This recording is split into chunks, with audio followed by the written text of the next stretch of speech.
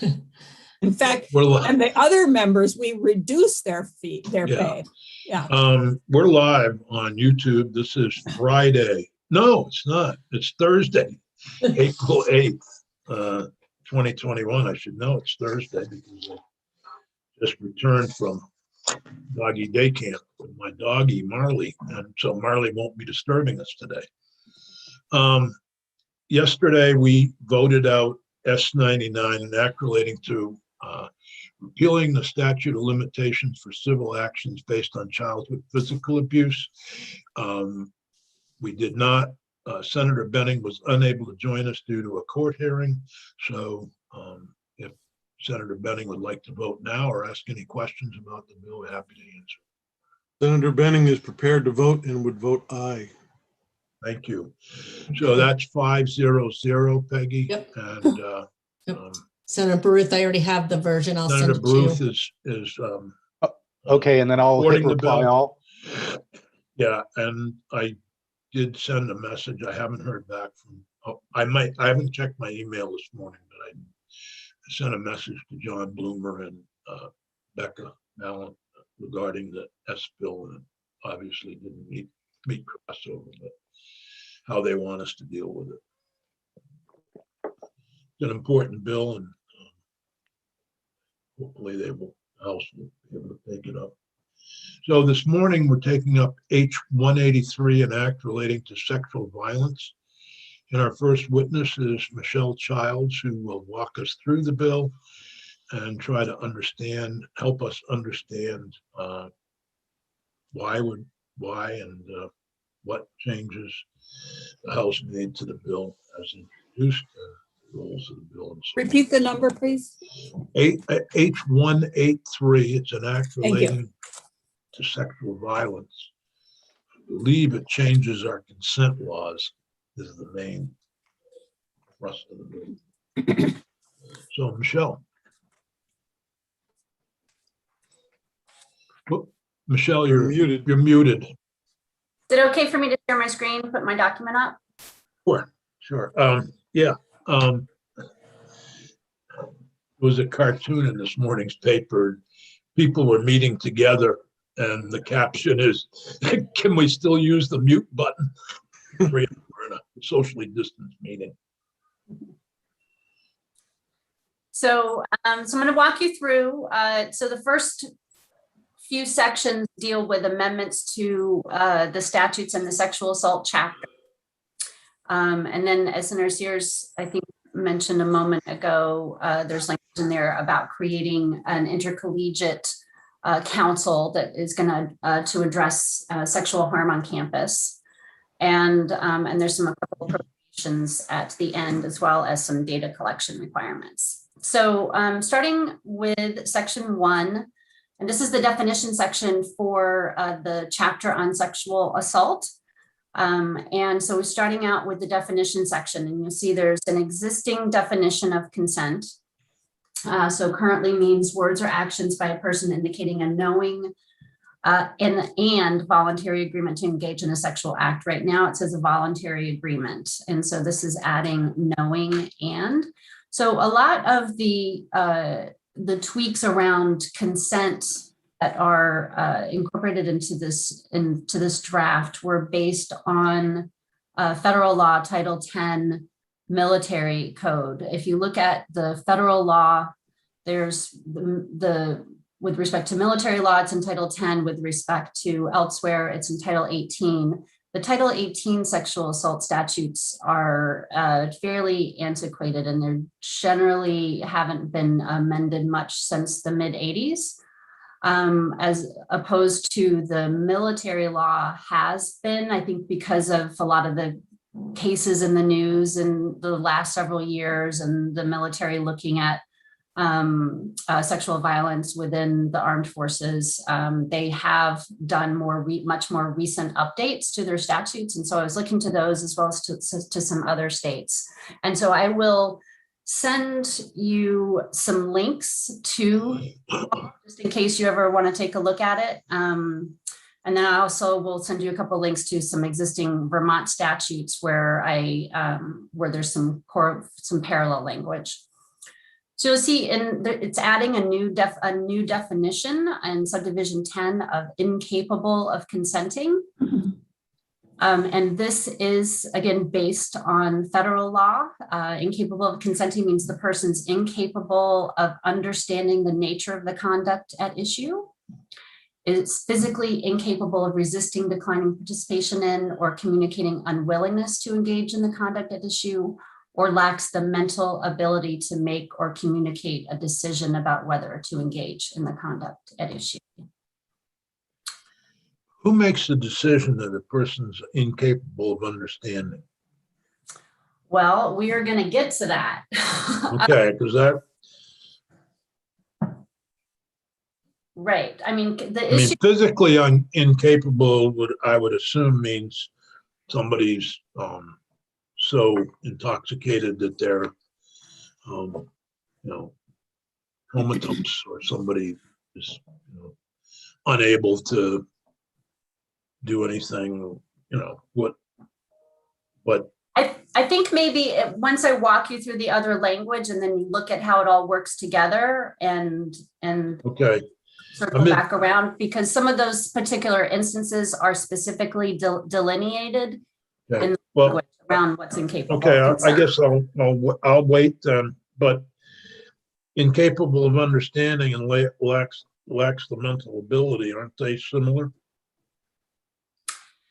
The mental ability is, so there was language previously in 83 that was addressing developmental, I believe developmental or psychological disabilities, and it was building on existing law and just updating terms. There was some concern expressed by advocates, mental health advocates, around having that. And so the language has gone a little more general around that. But I would say that if you have incapable of understanding the nature of the conduct at issue, it could be somebody who's incapacitated through intoxication, lacks mental ability to make or communicate a decision about whether to engage in the conduct at issue. I mean, it may fall under that as well, but you would also have people who might have some type of disability that may affect the ability to communicate a decision. I'm willing to come back to this, but my question is for maybe witnesses who may come forward. What if somebody's incapable of understanding, wouldn't they also lack the mental ability to make or communicate a decision about whether to engage in the conduct at issue? Senator Sears? Yeah. Michelle, I'm looking at 10, incapable of consenting means, and then I'm isolating the phrase in B, declining participation in. It just does not flow right. And maybe it's just me, but if you're incapable of consenting and you're declining participation in, you are capable of either consenting or not. I don't know, maybe it's just me. I guess I'll look to Philip as the English specialist, but I see what you're saying. I'm happy to, this has gone through several iterations in the House. I'm happy to I'll compare it to the federal definition and see if I use that language or if it was using some of the language that's in the existing statute and bringing into this definition. So I'll look at where it originated. Okay. So section 3252 is your statute for sexual assault. So subsection A, right now it's no person shall engage in a sexual act with another person and compel the other person to participate in the sexual act. So forcing that person, that is struck. But you have under here, so no person shall engage in a sexual act with another person. 1, without the consent of the other person. 2, by threatening or coercing the other person. 3, by placing the other person in fear that any person will suffer imminent bodily injury. Or 4, when the person knows or reasonably should know that the other person is asleep, unconscious, or otherwise unaware that the sexual act is occurring. So I will note that this knows or reasonably should know is a new standard within 3252. You do use it elsewhere in Title 13. It's used in the statute for sexual abuse of a vulnerable adult. It's also used in stalking. So I just raise that, and as I go through other provisions, you'll see where it is used in another section. And then I think, introducing you to all these concepts and then perhaps hearing from the witnesses and then circling back with me to have the discussion might be most helpful, but just a suggestion. Could you just bring it back up a half a page? I think so. Oh, sorry, I'm having trouble with my Right mouse. there. Hang on right there. Mhm. All right. So you've struck out and compel the other person. Mhm. So we're down to no person shall engage in a sexual act with another person without the consent of the other. Is that now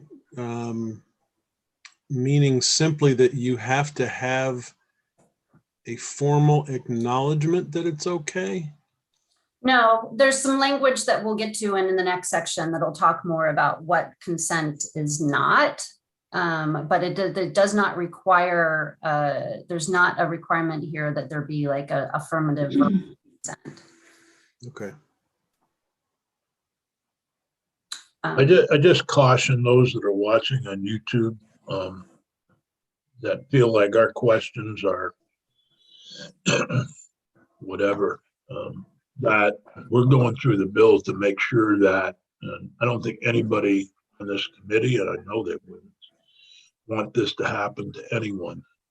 The issue is it written well enough to not have unintended consequences or not be able to prosecute somebody because the legislature made a mistake in drafting the bill.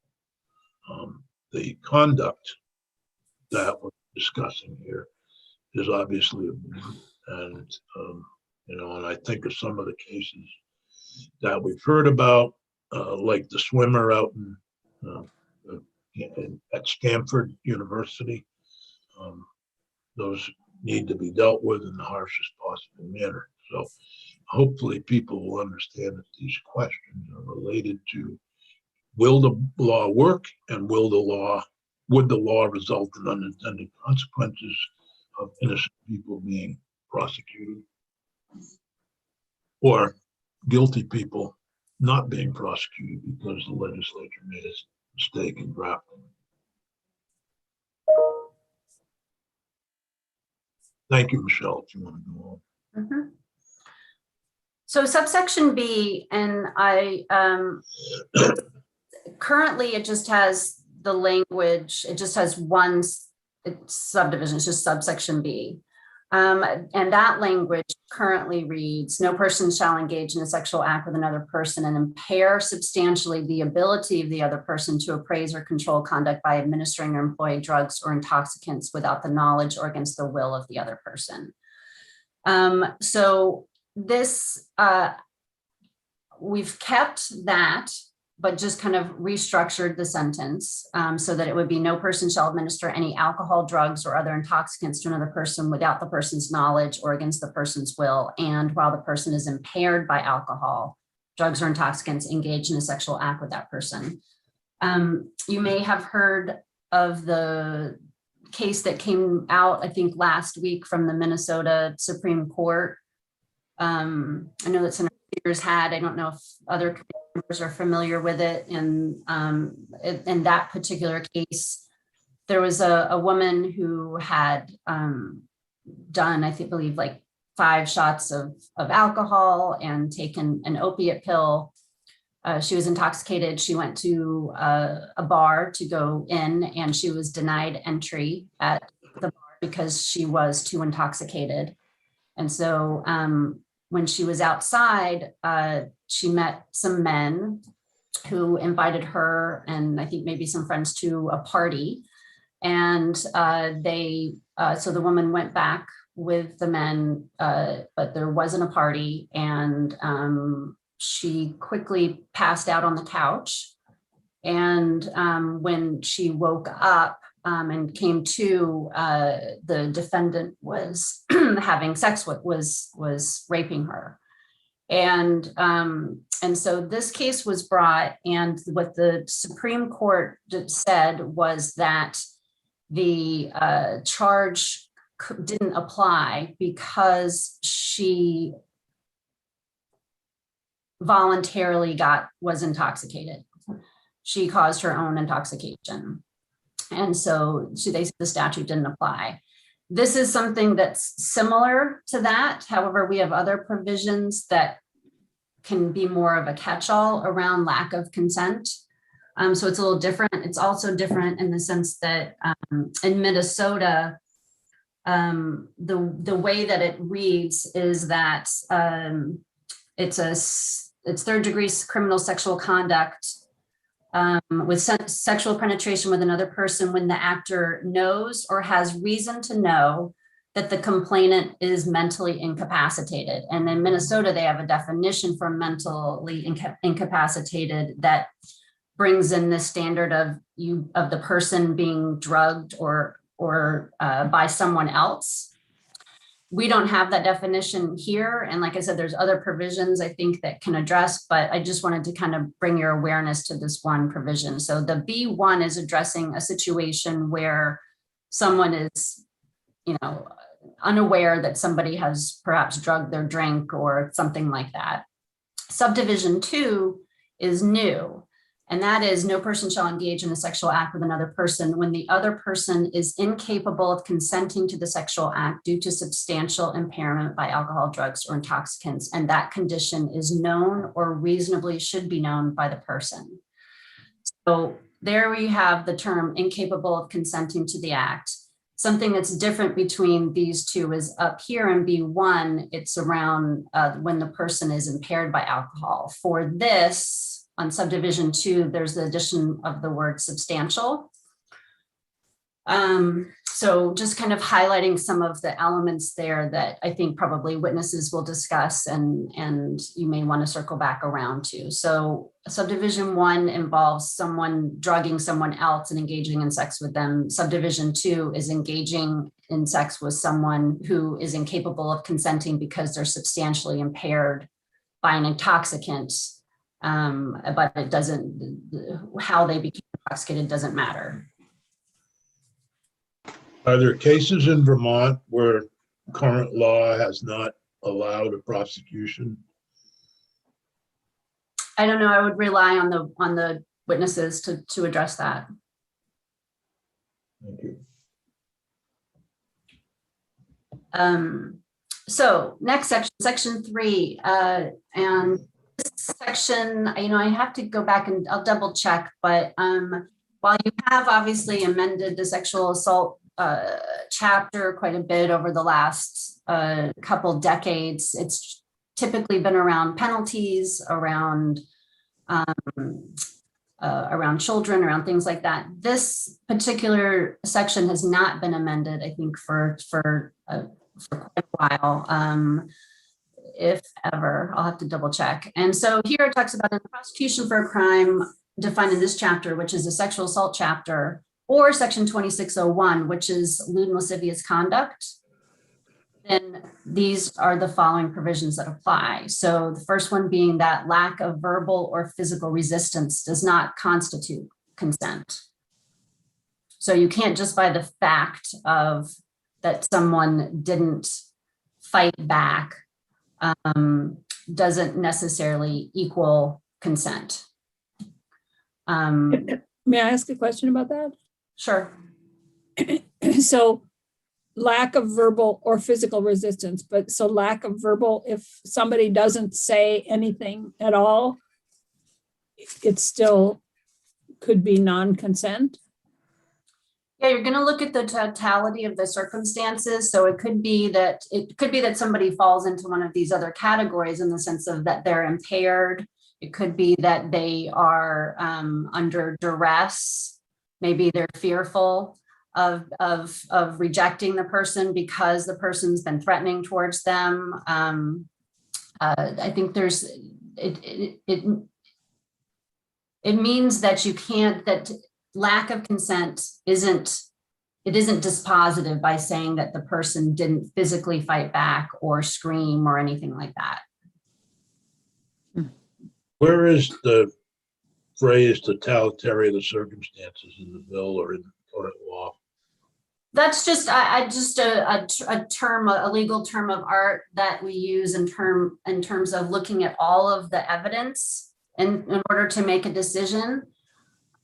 So in this, what subdivision 1 is saying is that this is not that the issue of resistance, lack of resistance, doesn't automatically equal consent.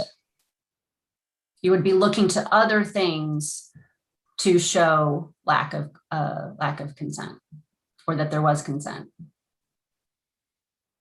Michelle, Yep.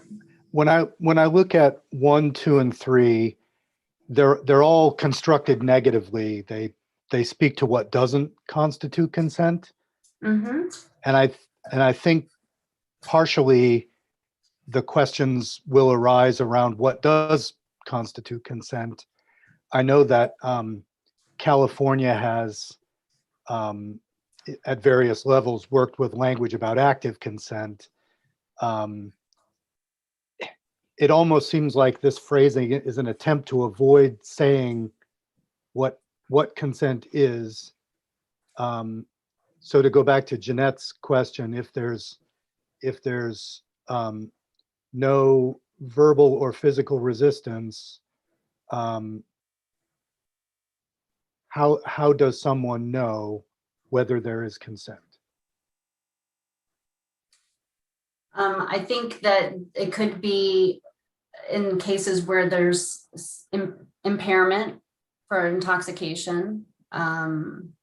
It could be because of someone's, I don't know the right terminology around like a mental impairment or a disability or an issue. No, I understand. Those are more easily understood situations where consent can happen.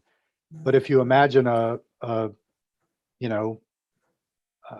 situation without those, I feel like this pairs away what doesn't represent consent, a couple of cases of what doesn't represent consent, but it doesn't articulate what is consent. And so that seems like a gray area that we're working with. Because you could say, well, there was no resistance, the person didn't say no, their conduct didn't say no. So I think you would then have to go back up to, was the person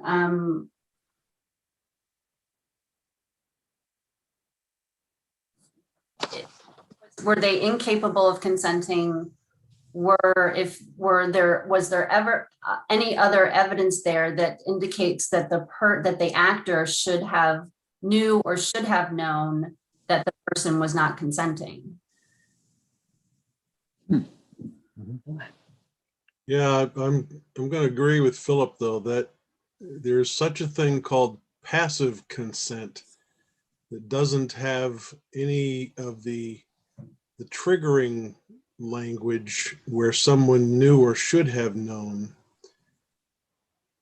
But if those things don't exist, this language in a separate section of trial procedure sort of just leaps out and screams at you that you've got to have an active consent statement. Otherwise, you're in violation of this particular language. And I'm not going to get personal here, but the two people who are engaged in an act, one may be willing but is not verbally making any kind of statement, and is not intoxicated or under the influence of substances or whatever the case may be, but they are going along with it and not making a formal statement that they want this to happen. And to me, that's what this language says: lack of verbal or physical resistance does not constitute consent. I'm troubled by how that could be applied in a trial. Yeah, I mean, it just seems I understand this is a fraught place in the law and in culture where we're trying to determine, in dating, in sexual activity, what constitutes consent. And I know that that's the toughest piece, but the way this is framed here, 3 statements of what doesn't constitute consent, in any other bill, we would have a definition for what did constitute consent, or whatever the X factor was. Well, you do have a definition of consent. Okay, Where is it? It was the first thing I talked about. Consent means All right. actions by a person indicating a knowing and voluntary agreement. Okay, so that really strengthens the argument, though, that the individual has to perform some words or actions, and then there's no such thing as passive consent. Well, the actions could be, Well, the lack of action could be passive consent. I'm trying to understand. I think what the committee is concerned with here is a person has regret the next morning, perhaps, and then claims something. I just want to make clear, the concept of someone taking advantage of another person, I think, is behind this bill. And I'm in support of that concept to try to correct that behavior. What I find as a potential minefield is ending up in a criminal trial where someone was not subject to any of the things we're concerned about that could manipulate them into a position they didn't want to be in, but rather there was passive consent, and there was no formal action, no formal words, writings, or whatever saying, yes, I want to go along with this. And I'm troubled by how that language is connected here. I'm hoping we're going to hear some more from witnesses to try to clarify them. Yeah. I don't ever remember seeing in statute trial procedure discussed like this. Maybe it's there and I didn't know it. I guess it is because you have current language. What would happen if you took out 2, 3, 4, 5? I mean, you already defined it up above.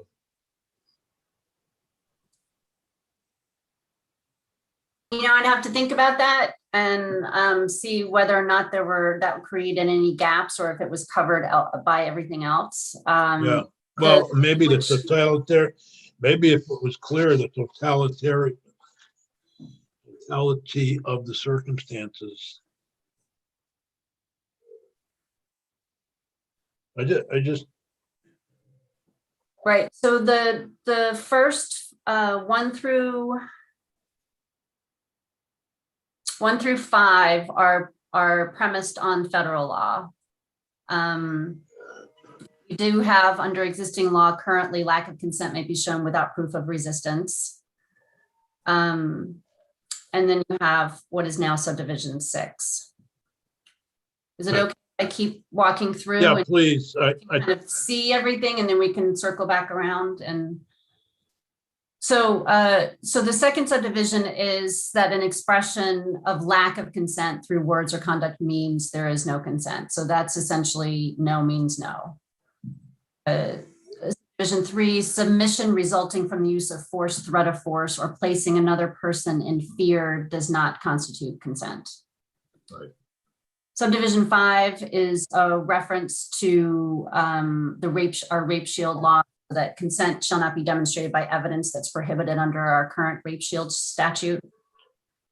So no bringing in the survivors' past sexual conduct or way they were dressed, things like that. And And number 5, a sleeping or unconscious person cannot consent. Subdivision 6, so you see this is amending the existing law.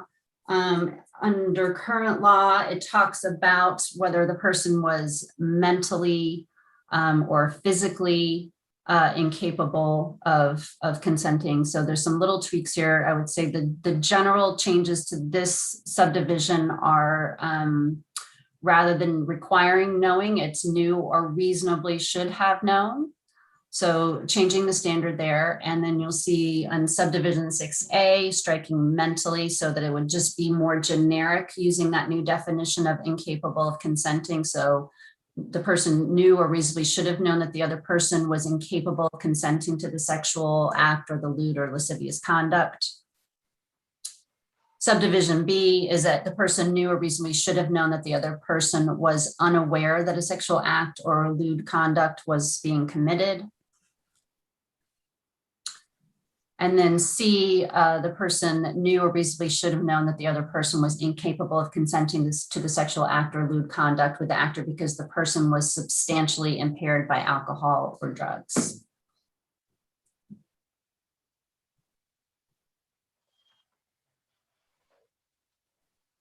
Is it okay to go to the data reporting section? Sure. So section 4 is data collection and reporting. And so this is on or before September 1st of 2024. So it's a ways out, and annually, biannually after that. DPS is to provide a statistical report to the General Assembly based on the NIBRS data and the Vermont Judiciary on the following issues. And essentially what it is they are to compile county by county, looking at the number of sexual violence cases that were reported to any law enforcement agency. Then the number of civil sexual assault or stalking orders that were granted. The number of sexual violence cases that after they were reported to law enforcement were subsequently sent to for prosecution. That's in C. For potential charges. And then top of page 5 and D is the number of sexual violence cases charged and the nature of the charge and the disposition of the charge. So what it's attempting to do is to look at, say, I think there's a lot of data out there that it's a fraction of sexual assaults are actually reported, but how many are actually reported in Vermont? And then out of those that are reported, how many are referred for prosecution? And then out of those were referred for prosecution, how many result in charges, and what is the disposition, and what is the type of charge? Was there a fiscal note on this? No. Could we request? I believe one it's using data. My I'd recollection. like a fiscal note from the joint fiscal on section 5. Okay. Excuse me, section 4. That's asking an awful lot from the Department of Public Safety, and and obviously Ingrid Jonas is here, she may be able to respond to the question, but I'd like a fiscal note on it. Well, and Mr. Chair, if you add in what we were talking about yesterday in terms of the race-based demographic data, that was a huge amount of data gathering, and it would come across the same agencies. Yep. My recollection was that the crime research group has a lot of this information, and that's. Then why aren't they doing it? I mean, the question is, I'm not objecting to getting the data. I'm questioning who's going to pay for it and how it's going to be done in the current budget of the Department of Public Safety, which I go over yearly as part of my responsibility on the Appropriations Committee. And I'm concerned that we put more and more on people. And for example, I hear, that what Senator Baruth just mentioned in yesterday's conversation about the racial data. There should be a fiscal note on these things.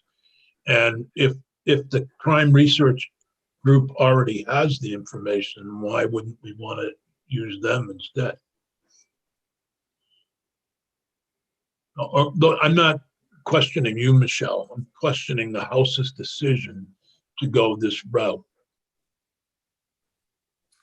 I think that there was a method to the madness. I don't necessarily know what it is, but perhaps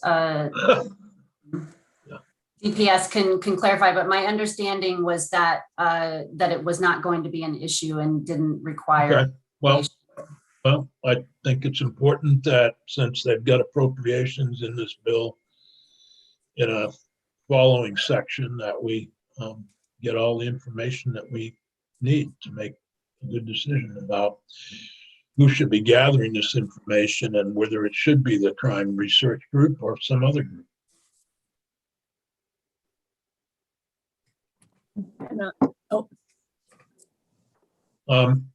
We're going to skip section 5. I'm leaving that. There's a subcommittee of the Senate Judiciary Committee that's looking at section 5. Okay, well, section 6 goes with it. So I'm on to section 7 for appropriations. So the subdivision A or subsection A deals with the task force or the council up above. So I won't talk about that. Pardon? Yeah, no, that's fine. Subsection B is an appropriation of $40,000 to the Center for Crime Victim Services to provide a grant to expand for a pilot project, the Vermont Forensic Nursing Program. So this is the training program for specialized healthcare workers who can collect evidence after there's been a reported sexual assault. And so, when you think they have to be able to be specially trained because that evidence is important and they have to log everything and be very careful around the chain of custody. So the funds right now, those services are only offered in hospitals. And the funds would be used to recruit, train, and credential nurses to provide that type of care within either primary care or reproductive health or campus healthcare settings. So it wouldn't just be available in hospitals.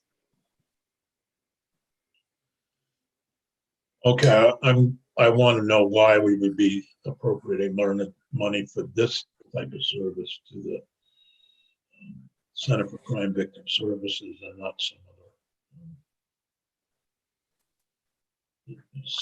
I mean, why are they the entity? Yeah, why not the Castleton School of Nursing or the UVM School of Nursing? Because they administer the forensic nursing program. Who, the Center for Crime Victim Services? Yes. Mr. Chair, I just wanted to say, I think that's the best piece of the bill.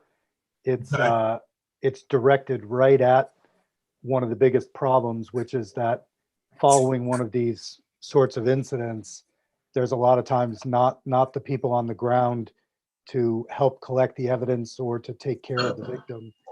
So I think that would be money very well spent. So then in January of next year, the center is to report to your committee and House Judiciary on the progress of the pilot program. And then a second time, November of next year, regarding the implementation and results of the pilot program. Okay, thank you. Mm-hmm. Any further questions from Michelle? I know I skipped over the council, but Senator Baruth will probably, if he has questions about it, can talk to you, Michelle. Okay. The next witness is Sarah Robinson, Deputy Director, Vermont Network Against Domestic Violence and Sexual Assault. Sarah, good morning and welcome. Good morning. Thank you so much for having me. Yeah. Heard a lot of our questions, but you probably have prepared testimony, so feel free to do both. I will do my best to do both. And based on your questions this morning, I'll probably be able to answer some of them, and some of them other witnesses will also be able to address. But as the committee has been discussing this morning, and as you know from your much broader work, sexual violence is a significant issue which impacts thousands of Vermonters every year. And just by way of a very small bit of context, in the US, approximately 1 in 5 women and 1 in 38 men have experienced rape or attempted rape in their lifetime. And as with many other forms of violence, some individuals and communities are disproportionately impacted by sexual violence. And that includes individuals with disabilities, Black, Indigenous, and other people of color, and transgender and non-conforming, gender non-conforming individuals. And here in Vermont, we're not exempt from those trends. So I thought it was worth highlighting that in the most recent Youth Risk Behavior Survey here in Vermont in 2019, which asked a series of questions to 9th through 12th graders across the state, more than 1 in 4 female identified students report experiencing unwanted sexual contact. And students of color in Vermont are more likely than white students to ever been forced into sexual intercourse. And likewise, LGBTQ students are more than 2 times as likely to be forced to have sexual intercourse compared to their heterosexual or cisgender peers. So I'm just going to speak briefly to the sections of the bill, and then again would be happy, and I'll try to address some of your questions as I go, and then I'd be happy to take any additional questions. The updates to the consent statute, I think State's Attorney Tebow will be able to speak to those probably in greater depth and with a much more direct understanding of the courtroom implications of those changes. But certainly as understandings of sexual violence and its impacts have evolved over time, so too have definitions of consent. And the updates to the sexual assault statutes that Michelle outlined seek to more accurately capture situations involving drug-facilitated sexual assault, and to update language related to lack of consent through words or conduct, submission as a result of force, and sleeping or unconscious individuals. It's kind of an area that was sought to be clarified. Around section 4, the data collection section, there are some good questions there. So the intent of that section is to really collect in one place information about the legal system's response to sexual violence. And despite the high prevalence of sexual violence, as you know, the legal system often struggles to respond to these cases. So we know nationally, for every 100 sexual assaults, only 23 are ever reported. Of those, 5 lead to an arrest, and less than 1% of cases are ever referred to a prosecutor. And after cases are referred to prosecutors, a very small minority of those cases lead to a conviction. So there's this incredible attrition in sexual violence cases. And there are many good reasons why a survivor might choose not to report an assault. But when they do, it's incredibly important that the legal system provide a robust and consistent response. And so the language in this section was the result of stakeholder conversations with DPS, Crime Research Group, the State's Attorneys Association. I think that's it. And what we heard from DPS, and hopefully you'll hear this from Major Jonas as well, is that what is outlined in the report is already within the scope of Crime Research Group's existing contract with DPS. They will be able to create this report without any additional data. The data is already available to them and doable within the scope of their existing contract. But the idea Well, that is, was my confusion. It doesn't mention the Crime Research Group. It mentions the Department of Public Safety. so that was a little bit of the preference of the House. They wanted to ensure that they were only directing state agencies and not directing private nonprofit organizations. And you'll see, I'll talk about another instance of that further down in the bill. Okay. But because DPS is the entity that holds the contract with Crime Research Group, they are the ones directed to create the report, but Robin Joy from Crime Research Group was the one that along with Ingrid Jonas, was involved in those conversations. And I'm sure that Robin would be able to speak to the availability of that data and the availability of Crime Research Group to perform what is called for within the scope of their existing contract. Okay. On section 5, the Intercollegiate Sexual Violence Prevention Council, I'd be happy to work with Senator Baruth or others on this section. The establishment of this kind of standing council was a key recommendation of the previous legislative task force on campus sexual harm. And the intent is really to serve to coordinate and innovate responses to sexual violence on campuses across Vermont, knowing that 1 in 5 female students and over 1 in 5 transgender students are sexually assaulted on campuses, and that age group 18 to 24 folks are 4 times more likely than people of other ages to experience sexual violence. And so the intent is really, again, to just ensure that responses and prevention efforts on campuses across Vermont are coordinated, and that resources are shared across both large and small institutions, private and public institutions.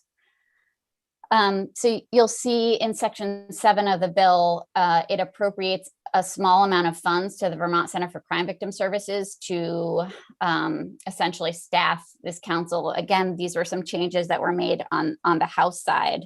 When the previous legislative task force sunsetted, there was a discussion about the establishment of this new Intercollegiate Sexual Violence Prevention Council and who ought to staff that body, whether it could be a state agency, whether legislative council, and what ended up happening is no one essentially raised their hand.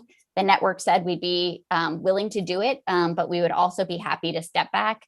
And so there is a small amount of funds in section 7 around providing the kind of administrative and coordinating support to that body. In the House, there was a certain amount reduced from that award for staffing the council to accommodate some needed per diems of members of the council. So one of our particular requests is that the amount in section 7A1 is restored to the original level in the bill as introduced, which it's very small. It's just back up to $13,000 is what we would need if the network were the Center for Crime Victim Services was to ask the network to do this work. And in section 7, the forensic medical care for victims, Michelle explained that well, but I'm happy to provide some additional details. No, I think she explained it well. Okay. So essentially right now, the center does fund that program. And right now the care is only available in emergency departments. And we certainly see the needs from survivors to have that care available in settings for patients who may not access emergency rooms, but still need that care. Actually, trying to jog my memory, but I think this committee actually started that program originally. I think you're right. I think you're right, Senator Sears. There's no objection to expanding the program or anything. It's just a question of where the money went. That's all. Yeah, again, that was also a change that was made on the House side. Okay. So I'm happy to answer any questions that folks may have.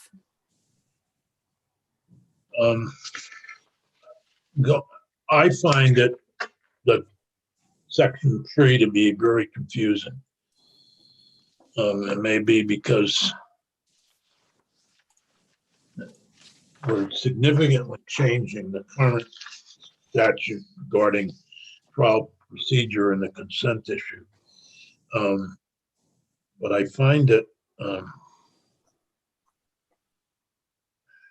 I'm afraid of some unintended consequences and some things that may be, that may actually be an assault wouldn't come under this.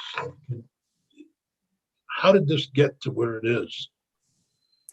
So I think that, I can speak to that from our perspective. I know that State's Attorney Tebow Yeah. may be able to speak to what was drawn on from other states and jurisdictions and how the language mirrors those pieces. But I would just say that there was a desire to ensure that there was additional clarity in the statutes, especially around cases where people were incapable of consenting due to intoxication or being unconscious or things like that. And this was the way that the language was ultimately ended. I will also say, Senator Sears, that it is certainly our share your intention not to have any unintended consequences and ensure that this language isn't overly broad and unintentionally criminalizes behavior that ought not to be criminalized, and by the same token doesn't leave out cases that ought to be able to be prosecuted that cannot be. And my understanding, based on conversations with prosecutors and the experiences of survivors that we hear about, is that most often these cases are actually just the cases that actually end up being prosecuted are in this realm are egregious. And these are people that are truly unconscious, semi-conscious, and State's Attorney Tebow can speak to that. But I think the intent of the language is to address those circumstances. I think it's number 2 on page 3. I mean, section 3, number 2, an expression of the lack of consent through words or conduct means there is no consent.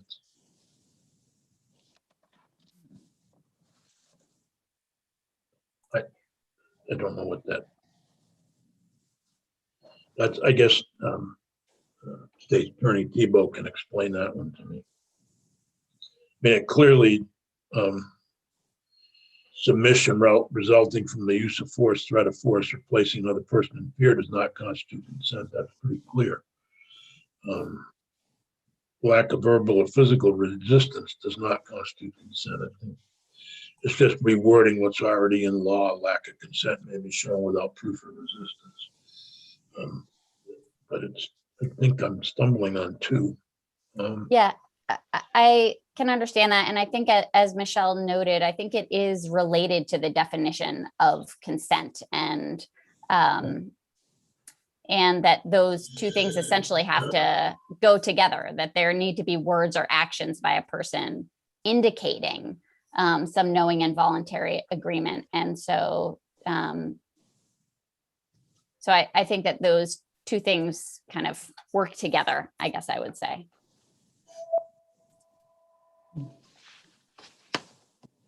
Okay, thank you. Are there questions of Sarah? I was just going to jump in there and say, I think I understand the interaction between the definition of consent and then these provisions about lack of consent. But I think part of the problem comes in that the bill is articulating at great length what doesn't constitute consent. But then the definition of consent is very, very brief and vague. So actions indicating consent seems like it begs more description or more. And without that, I feel as though some of these provisions in section 3, it becomes more confusing for me than an overt statement of what consent is, with articulations below that in the way that we've articulated what non-consent is. And I know that that's hard, but I think that's where people's questions are originating. It's when you imagine the scenario in your mind, it's hard to think about what are the indicators of consent that the bill is referring to. I appreciate that. And I would just say, I do think it is a matter of kind of policy and preference, whether, the state chooses to define consent positively or dispositively. And I think with either approach, there are courtroom implications for that. And I will leave that to the prosecutors to highlight. I think, I thank you, Sarah. Very helpful. I think we'll go on to, I had John Campbell, but I'm assuming that Rory, you both the state's attorney and Washington County is taking John Campbell's place. Welcome to the Senate Judiciary, Rory. Nice to see you. You too, Senator Sears. Good morning. Yeah, different being here remotely rather than in person. You've heard a lot of our questions, and I'm sure you have some answers that will help us understand better. Please proceed with the testimony, and we'll be happy to hear from you.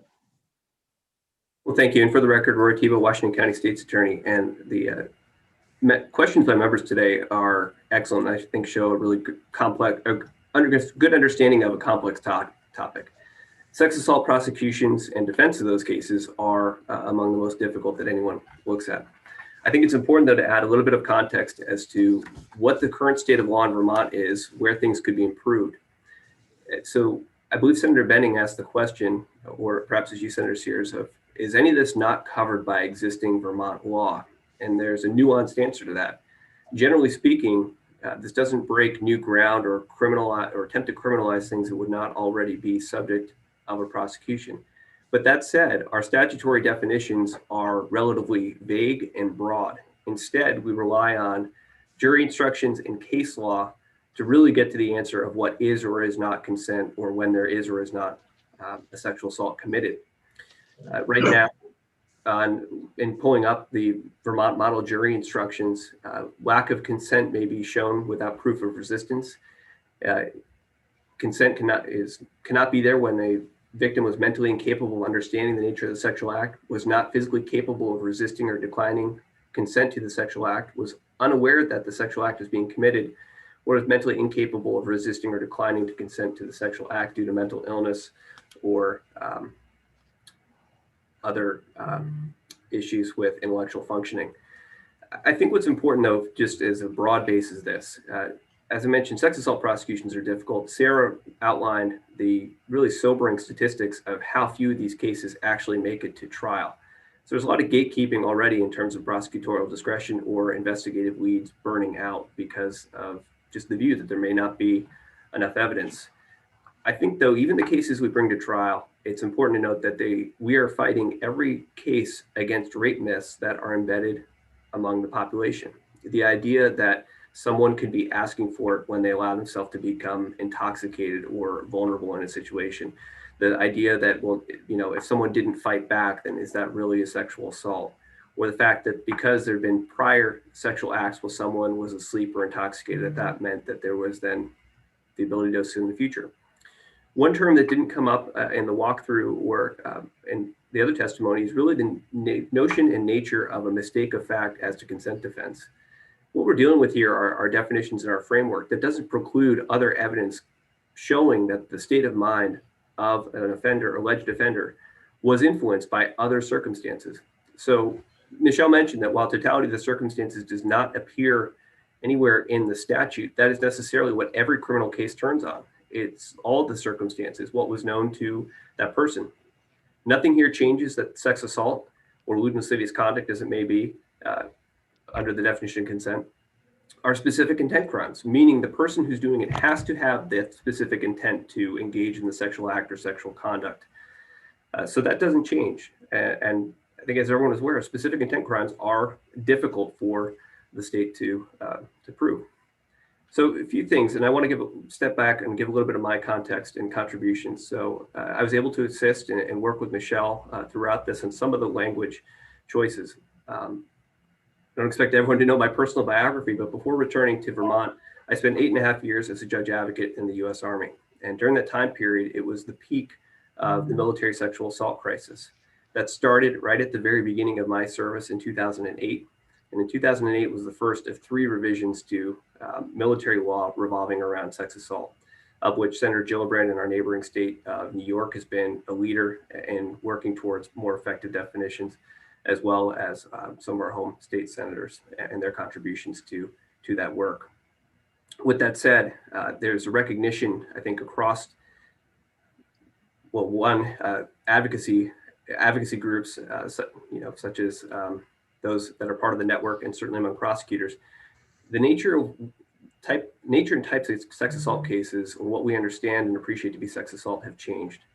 To give context, in Washington County, our youngest alleged victim in the past 2 years is 3 years old. Our oldest was 84. We've had victims who are male, female, non-binary, gay, straight, bisexual. We've had people of color. We've had any demographic group you can identify can be a victim. What unifies many of these cases is that it's not the stereotypical predatory act of being drugged at a bar or being stalked and attacked out of the bushes. Instead, the most insidious cases and difficult ones are those that are acquaintances and also involve alcohol or recreational consumption of alcohol or drugs. This is particularly prevalent in college campuses or among our younger cohort group of 18 to 24-year-olds. With that being said, the definitions that we have in Vermont are not as modern, clear, or comprehensive as other states have adopted. Earlier, I noted that Senator Bruce referenced the California Penal Code and their definition of consent, and I'd like to share that with the committee. California has gone on to define consent to mean positive cooperation in act or attitude pursuant to an exercise of free will. The person must act freely and voluntarily and have knowledge of the nature of the act or transaction involved. Colorado also modernized their sexual assault statutes to include redefining consent. Colorado defines consent as sexual activity means cooperate. Consent for sexual activity means cooperation in act or attitude pursuant to an exercise of free will and with knowledge of the nature of the act. Illinois has adopted a similar theory. With respect to the changes around substantial incapacitation and the consumption, voluntary consumption, if you will, of alcohol or drugs, Kansas and Oklahoma are two states that have gone in this direction. Kansas amended their statutes to indicate that a victim, that there is a sex assault where a victim is incapable of giving consent because of mental deficiency or disease, or because of the effect of any alcoholic liquor, narcotic, drug, or other substance in which condition was known by the offender or is reasonably apparent to the offender. Oklahoma, again, has a similar definition, and with respect to consent, mirrors the direction which California and Colorado have gone. The term consent means the affirmative, unambiguous, and voluntary agreement to engage in a specific sexual activity during a sexual encounter, which can be revoked at any time. And finally, make reference to New Jersey. New Jersey does not, they use a term called ineffective consent. And consent is ineffective if it is given by a person who, by reason of youth, mental disease, or defect, or intoxication, is manifestly unable or known by the actor to be unable to make a reasonable judgment as to the nature or of harmfulness or of the conduct charged to constitute such an offense. For several reasons, the New Jersey definition is a little bit more problematic in the sense that it implies this somewhat moralistic view, or could be interpreted to include that someone has to know that, let's say, pregnancy could result from sexual intercourse or something along those lines. What's been proposed in H183 doesn't go nearly as far as that New Jersey definition. It also does not go so far as California and Colorado have suggested in their language affirmative consent. But I think it's important to note that the balance reached in H183 first provides greater definition and brings out of instructions and case law standards that exist. In trial procedure, which I know a lot of focus and discussion has been on today, really attempts to endeavor to ensure there's a statutory prohibition on using such rape myths as that because there was no resistance, that there could not have been a sexual assault. And I'll just add as an anecdote, I'm sure Senator Benning probably isn't missing jury trials and voir dire at the moment, but voir dire with jurors is always an interesting process, and people answer candidly and truthfully. And that's one thing I love about Vermont jurors. People aren't afraid to express how they really feel about a case. In just about every sex assault case where we've conducted voir dire, at least one or two jurors will raise their hand when asked the question, do you believe that a victim can invite a sexual assault based upon how he or she is dressed. Same as much as, do you think if someone should be held responsible if they have sexual intercourse with someone who is voluntarily intoxicated? The concept or notion that people put themselves in harm's way or accept risk when they make certain decisions is inconsistent with law, but it's an attitude that is pervasive among some of our friends and neighbors in the community. It's not for us to tell them that that's right or wrong, but from a legal standpoint, we need to have a proper definition. And I think that the trial procedure, along with referencing our rape shield statute, codifies and takes out of just instructions or case law what the standard ought to be, which is those things that someone can be sexually assaulted and offer no resistance. In my House testimony, I offered the analogy of this. Many of us are familiar, even as a very young age, with the concept of fight or flight. So when something startling or scary happens, some people stand up and defend themselves. Others try to run away or avoid a confrontation. In the context of sexual assault, there's, and really all responses, there's a third response, which I think we understand better today than maybe we did in past times, which is freeze. Some people, when faced with a traumatic incident or a stressful event, simply freeze and don't know what to do. And therein lies a difficult concept, which is, can mere acquiescence or freezing in fear equal consent? When you think about the type of consent that's required for a medical procedure, going to the dentist, getting a COVID-19 vaccine, seldom would any doctor or practitioner just assume that they could go and perform surgery without some agreement or manifestation from that person.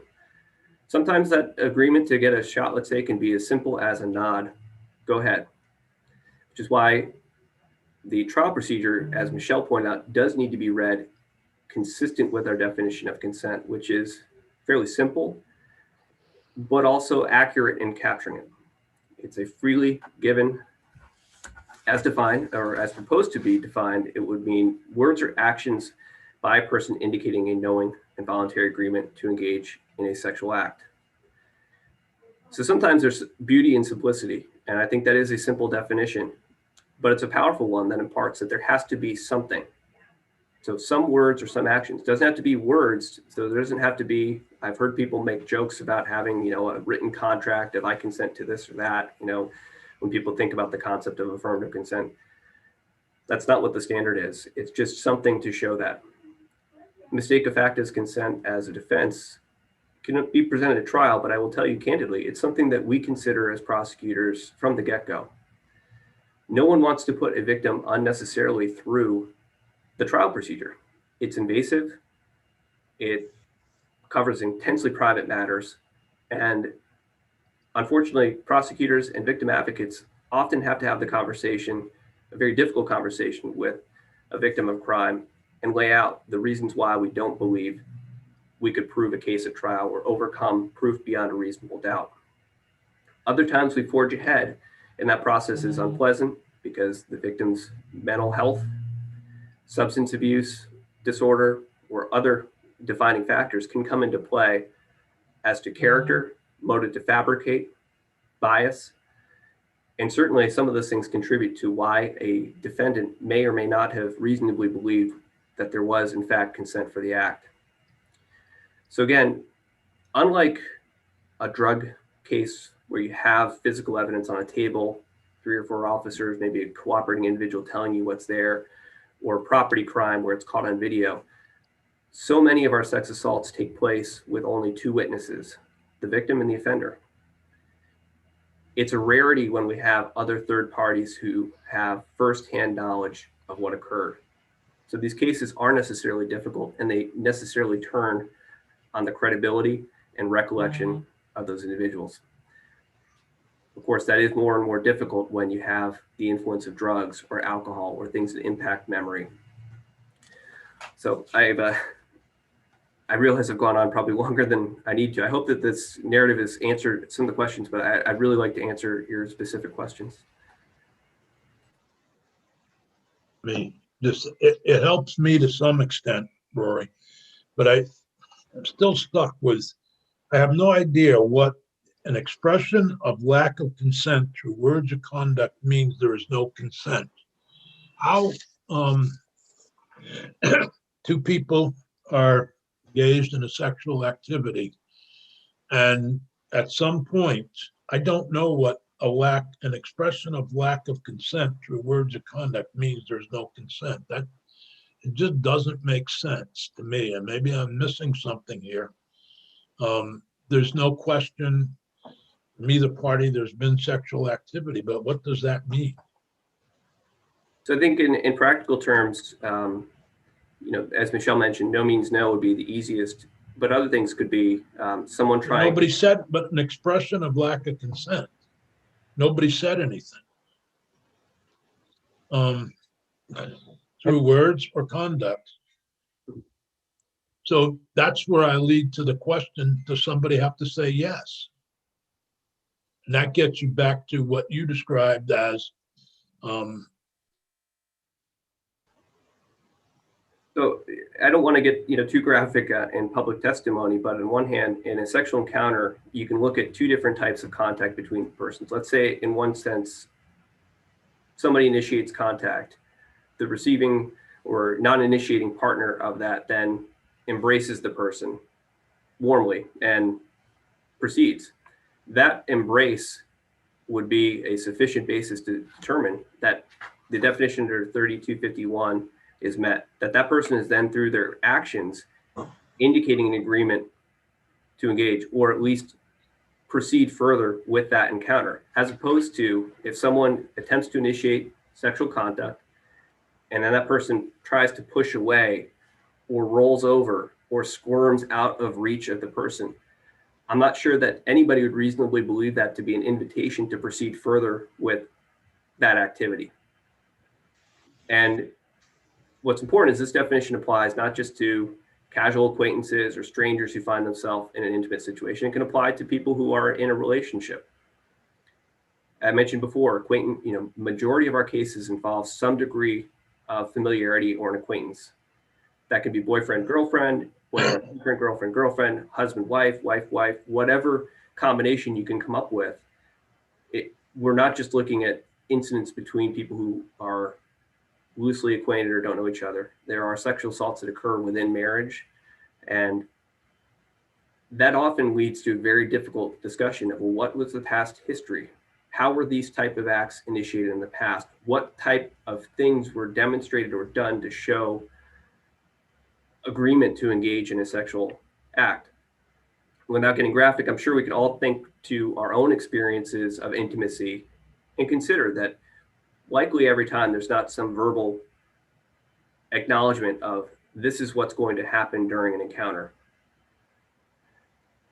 There doesn't need to be, and that's what's important in both looking at the negative expression under trial procedure and looking at the actual definition of consent. It's, I think, just emphasizing from my view at least, to understand or appreciate that words and actions can go either way, to demonstrate consent or to demonstrate a lack thereof. There need not be any words and there need not be any conduct. Without, someone can say no and not push back or resist, and that manifests a lack of consent. Likewise, someone can just lay there and say, yes, go ahead, and that would constitute freely given consent. Okay. Senator Benning first and then Senator White.